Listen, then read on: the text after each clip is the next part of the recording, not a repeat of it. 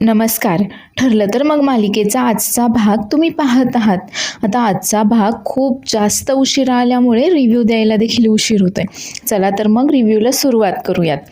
तर आता अस्मिताची तब्येत खूप जास्त बिघडलेली असल्यामुळे आता अश्विन तिला समजावत असतो की या अवस्थेमध्ये तू आता कसलाही विचार न करता फक्त आनंदी राहायला हवंय आणि फक्त पॉझिटिव्ह विचार करायला हवाय. तेवढ्यात आता प्रताप त्याला सांगत असतो की हे सगळं काही सचिनमुळे झालंय. त्यानंतर मात्र अश्विन अस्मिताला समजावत असतो की एक लहान भाऊ म्हणून नाही तर एक डॉक्टर म्हणून मी तुला हे सांगतोय की तू या दिवसांमध्ये आनंदी आणि पॉझिटिव्हच राहायला हवं. तू पॉझिटिव्ह विचार करायला हवेत. त्या सचिनचा मात्र अजिबात देखील विचार करू नकोस.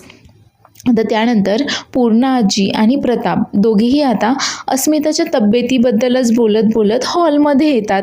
आता त्यांचं हेच बोलणं सुरू असतं की सचिनमुळे कशी आता अस्मिताची तब्येत परत एकदा बिघडली आहे वगैरे, आणि आज तर जरा जास्तच केलं आहे सचिनने. पण सचिन एवढ्यातच त्यांच्याकडे येतो आणि विचारतो की अस्मिता कशी आहे. आता प्रताप मात्र खूप जास्त चिडतो त्याला समोर पाहिल्यावर आणि त्याला ओरडतो की हे काय, तू अजून इथेच आहेस. अरे हे सगळं काही ना तुझ्याचमुळे झालंय. अरे किती तब्येत बिघडली आहे तुझ्यामुळे तिची, पण तुला मात्र त्याचं काही एक नाही आहे. आणि तेवढ्यातच कल्पना देखील खूप रागारागातच तिथे येते आणि सचिनला समोर पाहिल्यावर ती देखील त्याला खूप ओरडते. हे काय, तू अजून इथेच आहेस, तू गेला नाहीस अजून. अरे मी तुला तर जायला सांगितलं होतं ना, तू तुझ्या घरी निघून जा. आता मात्र हा सचिन सगळ्यांना समजावायचा प्रयत्न करत असतो की मी काय केलंय आणि मी कसं इथनं निघून जाऊ वगैरे. त्यावर आता प्रताप खूप चिडलेला असतो आणि प्रताप सचिनला बोलतो की तुझ्या आईवडिलांच्या घरी निघून जा. खरं तर मी हे सगळं काही आधीच करायला हवं होतं, पण आज मात्र तू अति केलंयस. त्यावर आता हा सचिन बोलतो की मी एकटा कसा जाणार इथून, मी तर इथून अस्मिताला आणि आमच्या बाळाला घेऊन जाणार. त्यावर आता पूर्णा आजी देखील खूप चिडते सचिनवर आणि त्याला बोलते की हो, आणि तू तर त्या दोघांच्या जीवावरच उठलायस. अरे तू कधीच चांगला नवरा बनू शकला नाहीस, पण तुझं बाळ जन्माला येण्याआधीच तू हे दाखवून दिलंस की तू चांगला बाप देखील नाही आहेस म्हणून. त्यावर आता सचिन बोलतो की मी काय केलंय, मी तर काहीच केलं नाहीये. आता अस्मिताच थोडी हायपर झाली. आता मात्र हे ऐकल्यावर प्रतापचा खूप जास्त पारा चढतो आणि प्रताप त्याला बोलतो की हायपर झाली म्हणजे कसं काय हायपर झाली ती, तुझ्यामुळेच ना, तुझ्यामुळेच तिला इतका सगळा त्रास होतोय. हे बघ, माझी मुलगी काही अडाणी नाही आहे, ती सुशिक्षित आहे, हुशार आहे, आणि तुझी तर अजिबातही गरज नाही आहे. खरं तर मी तुला या आधीच घरातून बाहेर काढून द्यायला हवं होतं. अरे तू जे काही केलंय ना त्याचेच परिणाम आहेत हे, म्हणूनच. आणि आज तर ती हायपर झाली आणि खाली पडली. अजून काही झालं असतं तर. आता प्रताप मात्र अस्मिताच्या काळजीने खूप जास्त चिडलेला असतो सचिनवर. तेवढ्यात आता कल्पना देखील बोलते की हो, खरं तर आमचंच चुकलं की आम्ही तुला इतके दिवस या घरामध्ये राहून दिलं, आम्ही तुला आधीच घरातून बाहेर काढून द्यायला हवं होतं वगैरे. आता सगळेच जण खूप जास्त आक्रमक झालेले असतात या सचिन विरोधात, पण तरी देखील सचिन मात्र जसं काही झालंच नाही आहे असं त्यांना समजवायचा प्रयत्न करत असतो. पण मात्र यावेळेस त्याचं नाटक काही कोणासमोरच चालत नाही आणि प्रताप तर इतका जास्त चिडून जातो आता सचिनवर, तो डायरेक्ट आता सचिनचा अपमान करून त्याला हाताला धरून आता ओढत ओढतच घराच्या बाहेर घेऊन जातो आणि दरवाजातून जोरात ढकलून देतो त्याला आणि सांगतो की निघ इथून. परत आता या घरामध्ये आणि अस्मिताच्या आयुष्यामध्ये देखील तुला काही एक जागा नाहीये. जा तिकडे, तुझे घर आहे ना, तुला तुझे आई बाबा आहेत ना तिकडे, मग तिकडेच जा तू. तू लक्षात ठेव, आता परत या घरात वगैरे यायचं नाहीये. आता मात्र प्रताप खूप जास्त चिडून गेलेला असतो, तरी देखील हा सचिन मात्र काही न झाल्यासारखाच आता तिथेच उभा असतो. तर इकडे सायली, अर्जुन आता त्या गॅरेजपर्यंत पोहोचलेले असतात आणि तिथेच त्यांची शोधाशोध वगैरे सुरू असते. पण तेवढ्यातच कल्पनाचा अर्जुनला फोन येतो. आता अर्जुन विचारतो की काय झालंय. त्यावर कल्पनाचा आवाज मात्र खूप असा काळजीचा वाटत असतो. त्यावर अर्जुन देखील आता टेन्शनमध्ये येतो. तर आता कल्पना त्याला सांगते की सचिनचं आणि अस्मिताचं आज परत एकदा भांडण झालं आणि भांडणामध्ये त्याने धक्का दिला, त्यामुळे अस्मिता खाली पडली आणि तिची जास्तच तब्येत बिघडली आहे आता. आता हे ऐकल्यानंतर अर्जुन देखील खूप जास्त चिडून जातो सचिनवर व बोलतो की आम्ही लगेच तिकडे येतोय, मला तो तिथे दिसता कामा नये. आता मात्र त्याला एक देखील चान्स द्यायचा नाही आहे आपण, त्याला लवकरात लवकर आपण घरातनं हकलवून द्यायला हवंय वगैरे. त्यावर कल्पना बोलते की हो, तुला आता तो परत इथे दिसणारच नाही आहे. तुझ्या डॅडने त्याला हाताला धरून आता घराबाहेर काढले. त्यावर अर्जुन देखील बोलतो की हो, खूप बरं केलं डॅडने हे, आणि हे खरं तर आपण आधीच करायला हवं होतं. तू काळजी करू नकोस, आम्ही लगेच येतोय. आता सायली त्याला विचारत असते की काय झालंय. त्यावर आता तो सायलीला सांगतो की अस्मिताताईची तब्येत बिघडली आहे आणि ते पोलिसांना देखील सांगतात की आता आम्ही जातो, आम्हाला घरी इमर्जन्सी आहे, आणि ते दोघेही लगेचच आता घरी यायला निघतात. तर तोपर्यंत कल्पना आता इकडे अस्मिताला समजावत असते की तू थोडा वेळ डोळे बंद करून शांतपणे झोप घे, जेणेकरून तुला बरं वाटेल. आणि तेवढ्यातच आता सायली आणि अर्जुन देखील घरी परत आलेले असतात. पण घरातील सगळ्यांचे चेहरे मात्र पडलेले असतात. सगळेच जण खूप टेन्शनमध्ये असतात आता अस्मिताच्या. तर कल्पना तर मात्र चक्क रडत असते अस्मिताच्या काळजीने. आता सायली लगेचच कल्पनाकडे येते आणि तिला विचारते की अस्मिताताईंची तब्येत ठीक आहे ना आता. त्यावर कल्पना सांगते की अश्विनने आत्ताच तिला औषध दिलंय आणि त्यामुळे आता झोपली आहे ती थोडा वेळ. पण पहा ना, माझ्याच मुलीच्या नशिबी हे असं का? गरोदरपणात तर किती आनंदाचे दिवस असतात बायांचे, पण माझ्या मुलीच्या नशिबामध्ये तर फक्त दुःखच लिहिलंय. हा सचिन तर फक्त तिला दुःखच देतोय वगैरे. तर सायली आता कल्पनाला समजावायचा प्रयत्न करत असते की एकदा का अस्मिताताईंची डिलिव्हरी झाली, त्यांचं बाळ तुमच्या मांडीवर खेळायला लागलं की त्यांचं देखील मन रमेल आणि तुम्ही देखील हे सगळं काही विसरून जाल. त्यावर अर्जुन देखील आता खूप चिडलेला असतो आणि तो बोलतो की डॅड, तुम्ही हे सगळं खूप छान केलं, त्याला घराबाहेर काढलं, खरं तर आपण हे सगळं आधीच करायला हवं होतं. त्यावर प्रताप बोलतो की हो, फक्त घराबाहेर नाही काढलंय तर त्याचा अपमान करून त्याला धक्के देत घराबाहेर काढलंय मी. तर आता सायली कल्पनाला समजावत असते. तर पूर्णाजी बोलते की हो, पण या सगळ्यामध्ये मात्र फक्त अस्मिता भरडली जातीये. तिने या दिवसांमध्ये कसं आनंदी राहायला हवंय. एकतर तिचे दिवस पण भरत आले आहेत आता. आता मात्र कल्पनाला अस्मिताची खूप काळजी वाटते. त्यावर ती सायलीला बोलते की सायली, तिची डिलिव्हरी वगैरे सगळं काही व्यवस्थित होईल ना गं? मला तर खूप काळजी वाटते तिची. एकतर तिची तब्येत देखील खालावत चालली आहे. त्यावर आता सायली कल्पनाला समजावते की हो, इथून पुढे सर्व काही व्यवस्थित होणार आहे, तुम्ही काळजी करू नका, तुम्ही तुमच्या खोलीमध्ये जाऊन आराम करा, मी बोलवते तुम्हाला जेवायला. त्यावर कल्पना देखील आराम करायला तिच्या खोलीमध्ये निघून जाते. तर इकडे आणि प्रतिमा सुमनचीच वाट पाहत असतात. आता सुमन तर काही अजून आलेली नसते, त्यामुळे दोघे देखील चिंताग्रस्त असतात. आणि तेवढ्यातच तिथे नागराज येतो. आता नागराज खरं तर फुल दारू पिऊन आलेला असतो आणि आल्या आल्याच विचार करतो की ही दोन मांजरं तर अजून इथेच आहेत आणि आता मला नको नको ते प्रश्न विचारत राहतील सारखे. त्यामुळे आता तो त्यांच्यापासून नजर चोरूनच आता तिथून निघून जाण्याचा प्रयत्न करतो. पण तेवढ्यातच रविराज त्याच्या समोर येतो आणि आता याला इतका दारू पिलेला असतो हा नागराज की त्याला धड चालताही येत नसतं, धड स्वतःच्या पायावर उभं देखील राहता येत नसतं. आता रविराजच्या लक्षात येतं की हा दारू पिऊन आलाय. त्यावर रविराज बोलतो की हे काय, कुठे होतास तू दिवसभर आणि तू दारू पिऊन आलायस? त्यावर आता मात्र नागराज नाटक करायला लागतो की मग काय करू मी? एकतर माझी सुमन सापडत नाहीये आणि तुम्ही सगळे काय करतायत? तुम्ही सगळे तर मलाच जबाबदार धरतायत यासाठी. मलाच तुम्ही आरोप करतायत माझ्यावरच की मीच तिला गायब केलं असेल म्हणून. काय करू मग मी? मला किती फ्रस्ट्रेशन झालंय माहिती आहे का तुम्हाला?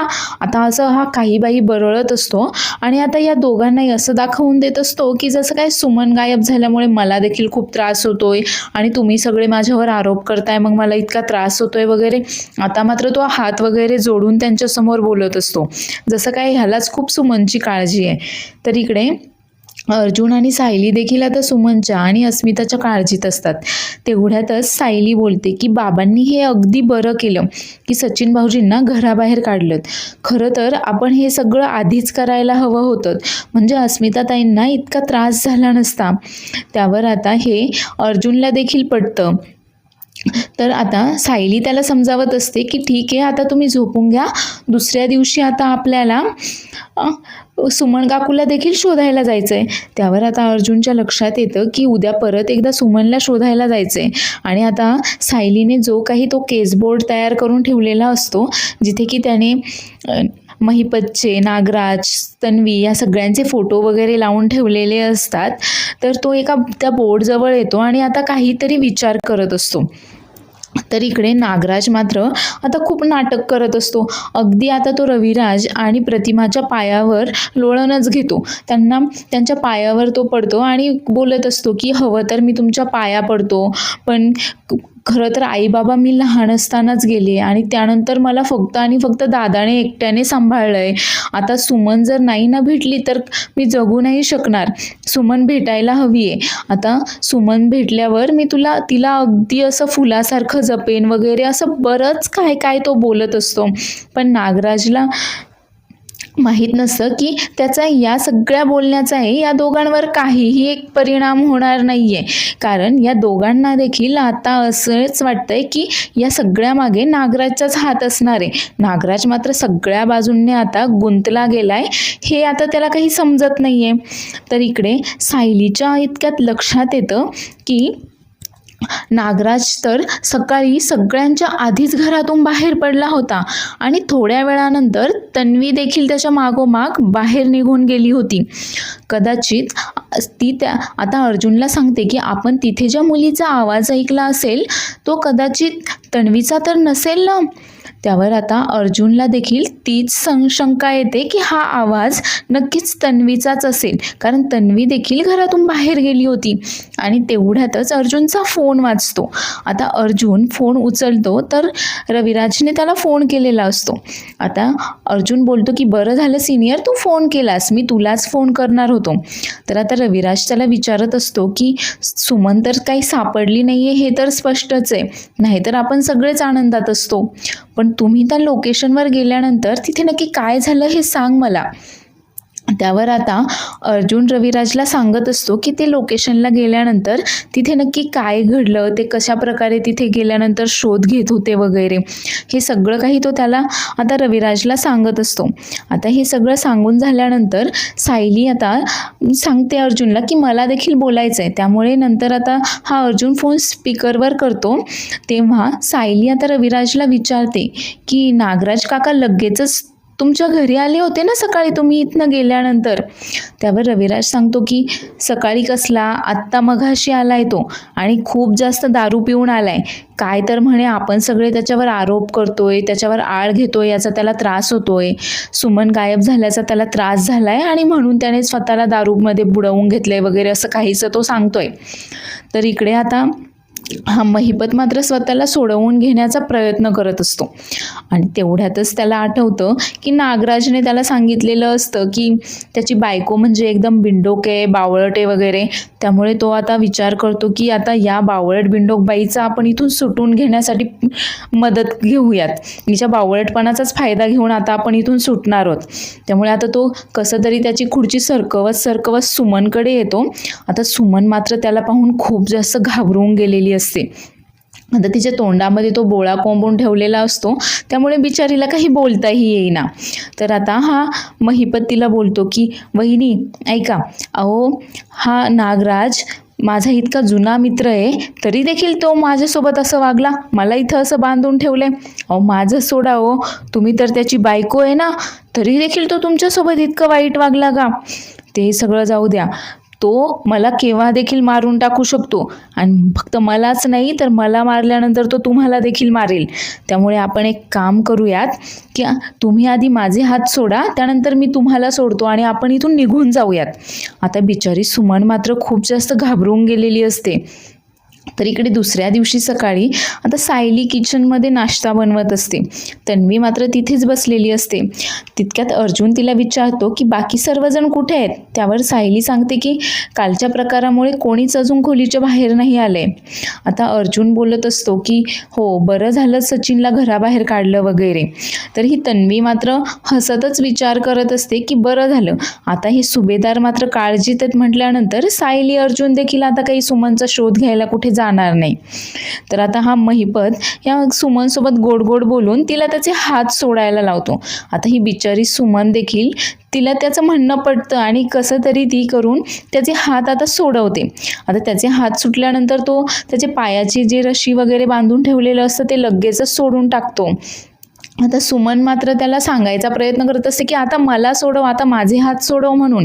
पण हा महिपत तिला कसला सोडवतोय, उलट तो अजून त्याला ज्या बांधून ठेवलेल्या रश्शी असतात त्या रश्शी घेऊन तो अजूनच तिचे देखील हात अजून बांधून ठेवतो. आता मात्र सुमन खूप जास्त घाबरवून जाते आणि महिपत आता त्या खोलीतून बाहेर येतो तर त्याचे ते 2 गुंड तिथेच पहारा देत असतात आणि बोलतात, हे काय महिपत साहेब तुम्ही होतात का आत? आता महिपत जोरातच एकाच्या कानाखाली लगावतो आणि बोलतो की इथून आपल्याला लवकरात लवकर निघायला हवंय, नाही तर इथे पोलीस किंवा ते नागराज वगैरे कोणी येईल, चला लवकर. आणि आता तो त्या गुंडांसोबत तिथून पळून जातो. आता पळून जात असताना तो त्या गुंडाच्या बाईकवर बसून जातो आणि हे सगळं काही आता चैतन्य पाहतो. चैतन्य मात्र त्याला लगेच ओळखतो आणि लगेचच तो अर्जुनला फोन करतो. तर इकडे सुटून गेल्यानंतर पुढील भागामध्ये आपण पाहणार आहोत की हा महिपत आता नागराजला फोन करतो आणि त्याला धमकावत असतो. तर नागराज आता त्याला समजवायचा प्रयत्न करत असतो. त्यावर महिपत बोलतो की तुझी ही जीभ वगैरे ना, ती थोडी जपून वापर वगैरे, ती काय आता राहणार नाही, असं बरंच काय काय धमक्या तो देत असतो. आता तन्वीला देखील कळालंय की महिपत सुटलाय आणि ती आता नागराजला बोलते की आता महिपत तुमच्या नाकाखाली टिचून सुटून गेलाय, आता मात्र आपण दोघांनी काय काय केले नाही तो सगळ्या जगासमोर आणेल. तर इकडे चैतन्याने आता अर्जुनला फोन केलाय आणि महिपत सुटल्याचं तो आता रस्त्यामध्ये कुठेतरी पाहिल्याचं त्याला सांगतोय. तर हा अर्जुन देखील लगेच पोलिसांना कळवतो आणि त्या लोकेशनला पोलिसांना पाठवून देतो. तर एपिसोड आवडला असल्यास चॅनलला लाईक, शेअर आणि सबस्क्राईब करायला विसरू नका. धन्यवाद.